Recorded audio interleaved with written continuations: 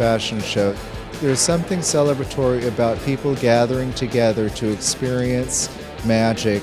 Before going here, we were saying to each other, when was the last time we went to see a fashion show? How important is it for a designer to have a muse like Lady Gaga these days? I think it's hugely important. I mean, we all need muses to inspire us. I wish there were a Gaga in every show. It was a fashion week of extremes in Paris. While John Galliano hit a personal low, a number of his colleagues hit professional highs.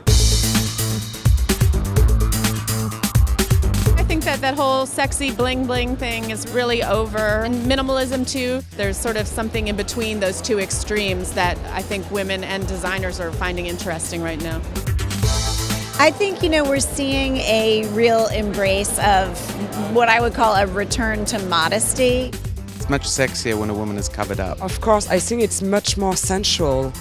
We're seeing a lot of turtlenecks, a lot of higher necklines. Really, the strength for me was the absolutely amazing ball gowns. It was so modest, the high neck and the padded shoulders, but then the really fitted bodice. I want to be invited to the royal wedding and wear that. I think it was a week where there was a much darker mood than what we have seen somehow in Milan and in the States. There was a lot of news and everyone was quite preoccupied with what's going to happen next at Dior.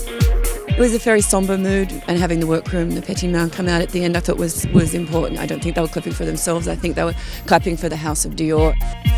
From Saint Laurent to Karl Lagerfeld, there was a lot of grey, a lot of black.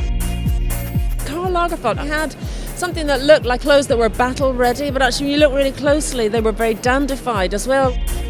This is the happy side of fetish. Yeah, well, I think that happiness is a very important part of fetish. It's inexplicable, which is what's so fantastic about it. I don't know why I love what I love, but I love that I don't know. And for me, the highlight of the week was Heider Ackermann. Fashion was all about feeling in that moment. As we walked out, everyone was said, when was the last time that kind of thing happened?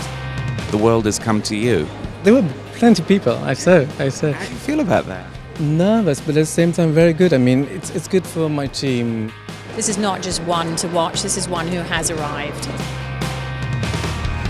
It is that sort of strange dialogue that's going on in women's wear at the moment, where women are kind of pushing themselves. I wanted to bring in some lightness. Light fabrics is something that we haven't explored that much since I've been at Celine. We're not a very curvy brand, and this season we wanted to take the curve and bring it into the sleeve. Feminine side of Sarah gives a new dimension of elegance, and I hope if Miss Middleton hasn't booked her, she should be booking her when she sees these pictures. It's actually quite a palette cleanser. When we started out in New York with 70s and then went through Milan with 60s and all of this colour.